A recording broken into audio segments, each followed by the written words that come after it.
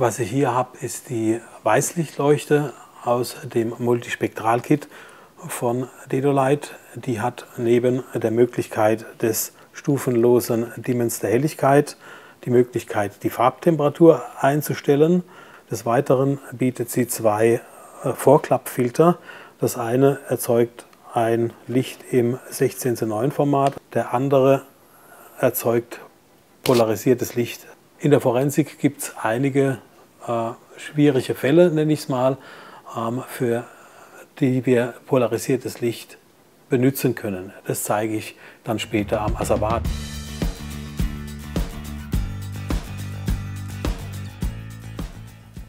Was wir hier haben, ist so ein bisschen der Albtraum eines jeden Spurensicherers, Spurenkundlers.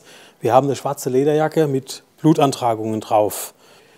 Grundproblem bei so einer Lederjacke ist zum Beispiel schon die glänzende Oberfläche. Wir haben sehr viel mit Reflexionen zu kämpfen und egal von wo ich beleuchte oder welchen Blitz ich verwende, ich werde immer Reflexionen haben. Das ist das eine Problem. Das zweite Problem ist natürlich, dass die Blutspuren auf dem schwarzen Leder einen ganz schlechten Kontrast bilden und ich bei Normalbeleuchtung so gut wie kein Blut erkennen kann. In solchen Fällen ist es ratsam, mit polarisiertem Licht zu arbeiten. Eine Möglichkeit, die hier mit den Leuchten ganz einfach realisiert werden kann. Hier den Filter vor und nun haben wir linear polarisiertes Licht produziert. Und nun kommt der eigentliche Trick bei der ganzen Angelegenheit. Wir haben jetzt einen zweiten Polfilter. Auch hier im besten Falle ein Linearpolfilter, den ich jetzt zusätzlich hier ans Objektiv mache.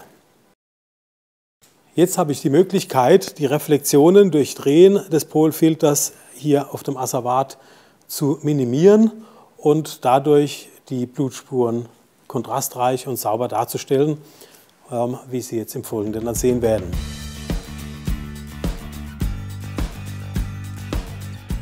Nun klappen wir entsprechend den Polfilter vor und drehen hier so lange am entsprechenden Polfilter, bis die Reflexionen verschwunden sind.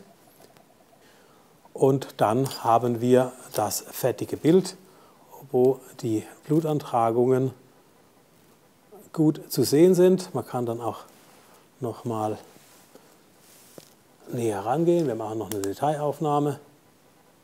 Und jetzt besteht hier zusätzlich die Möglichkeit, über den Wechsel in der Farbtemperatur noch die Blutantragungen farblich optimal herauszuholen. Wie Sie sehen konnten, ist es mit dieser Technik möglich, auf so einem Problemmaterial, nenne ich es jetzt mal, Blutspuren sauber, detailreich und kontrastreich darzustellen. Mit der Möglichkeit, noch ein bisschen die Farbtemperatur zu wählen, ist es möglich, das Bild zu optimieren. Das heißt, die Möglichkeit ist jetzt gegeben, zum einen die Spur gezielt abzunehmen, zum anderen sie morphologisch bezüglich einer Rekonstruktion zu beurteilen. Danke.